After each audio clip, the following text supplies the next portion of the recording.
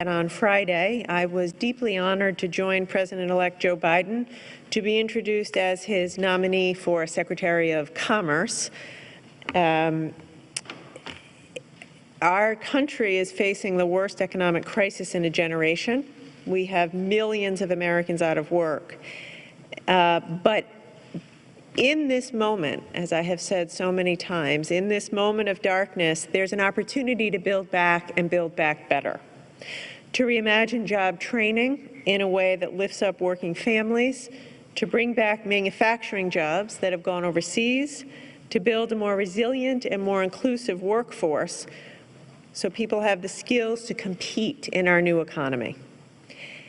Those are familiar words that I have said many times to the people of Rhode Island, and they are President-elect Biden's vision for the Commerce Department. And if I am confirmed, it will be my great honor to lead that work on behalf of the incoming administration. As Rhode Islanders know, this has been my focus for the past 6 years here as your governor. My focus has been on, from day one, creating jobs, addressing the skills gap, and reimagining job training. So none of this work that the President-elect has asked me to lead is new to me, and it's what I've committed my life to for the people of Rhode Island over the past 6 years. The job training initiative that I started shortly after becoming governor, the Real Jobs Job Training Initiative, has helped 11,000 Rhode Islanders get the skills they need for new, higher-paying jobs. The Rhode Island Promise program has opened the doors for thousands of Rhode Islanders by providing them a tuition-free opportunity to go to the Community College of Rhode Island. Thousands of jobs have been created thanks to our investments in roads, bridges, and schools. And we've paved the way for future job opportunities by investing in innovation. In fact, right before COVID, Rhode Island had a record number of jobs and the lowest unemployment rate in 30 years. And when I ran for governor, we had the highest unemployment rate in the country. So together, we did fantastic work for the people of Rhode Island. We supercharged the Real Jobs model during COVID to invest tens of millions of dollars of our stimulus money into Real Jobs to be there to retrain and reskill Rhode Islanders who lost their jobs in COVID. And as a result, I'm so proud to say, we've already gotten 7,000 Rhode Islanders trained and back to work, folks who've lost their jobs due to COVID. In this unprecedented moment for our country, I believe that these initiatives that we have worked on here in Rhode Island together will provide a blueprint for how to rebuild America in a way that lifts up those who have been left behind. Now, I have been asked numerous times by members of the press if I wanted to go to Washington. And the truthful answer is I have never pictured myself in Washington. I have loved every minute of being your governor. It's the greatest honor that I have had in my life. I was born in Rhode Island, and Rhode Island is and always will be my home. I was born here. My children were born here. I was married here. And Rhode Island will always be close to my heart, where I am from, and my top priority. Having said that, the truth of it is we're in a situation as a nation that none of us ever imagined.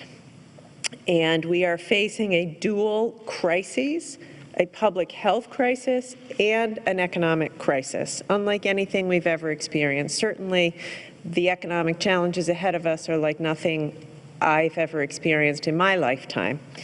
So when the President-elect called and asked me to serve and really lean into this work of job creation and building back better at this moment of unprecedented economic crisis, and asked me to help lead through this pivotal moment in our nation's history, I felt that I had to say yes, and it will be my great honor to serve the American people and continue to serve the people of Rhode Island in my new role as Commerce Secretary, should I be confirmed.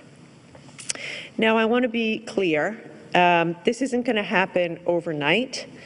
The inauguration is a week away, and then my Senate confirmation process will take place after that. And in the meantime, I will remain as your governor. I will stay as the governor, continue to lead this state until the moment that I am confirmed. I want you to know I have daily phone calls, 7 days a week, with the leaders of our state's COVID response, which I have done continuously and will do every single day until I'm confirmed. I say that because I want the people of Rhode Island to know that there will be no disruption in our COVID response. We will not miss a beat, I assure you, in our vaccine planning, in our testing operation, or in any other part of the state's response to COVID. And thankfully, due to the immensely hard work of my team over the past 10 months, we have a well-oiled machine of a COVID operation around testing, vaccine distribution, contact tracing, provision of health care, field hospitals, which will continue uninterrupted. I've asked the Lieutenant Governor McKee, to join us today, and I'd like to thank him for joining us today. And in a few minutes, I've asked him to share a few remarks. I have every confidence in him and know that he is ready to step up on day one. I will also put your mind at ease and let you know that we have been in contact already over the past week, throughout the weekend, planning a seamless transition, and his team is meeting with my team on a daily basis already. I have asked the Lieutenant Governor to commit to keeping the COVID response team in place, and he has agreed to that, which is a fantastic news. So the COVID response team will remain in place. And again, it should give you great comfort that our response around testing and contact tracing and vaccines and field hospitals, the use of the National Guard, will remain intact, so this will be a seamless transition. The Lieutenant Governor has already started joining our COVID meetings and briefings, and I have complete confidence that he will hit the ground running and that the team that's in place is fantastic.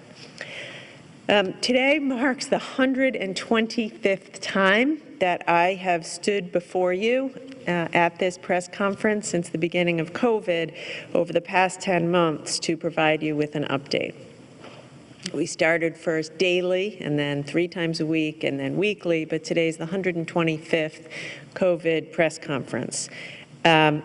During the time of the transition in the coming weeks, and for the sake of continuity, we're going to continue these weekly briefings. I've heard from many people that the weekly briefings are helpful. We're obviously also going to continue the daily emails. So if you can't catch the briefing, go ahead and sign up for an email. The format of these briefings will, however, be different starting next week.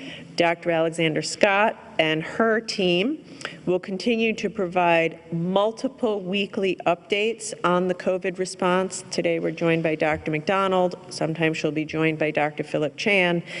They're going to do a vaccine-specific briefing every single week. That's where we are now. Very important that we nail the distribution of the vaccine. So every week, Dr. Alexander Scott will take care of that. And also a general update every Thursday here at VETS, just as we have been doing, and she will continue to answer all of your COVID-related questions here at this press conference.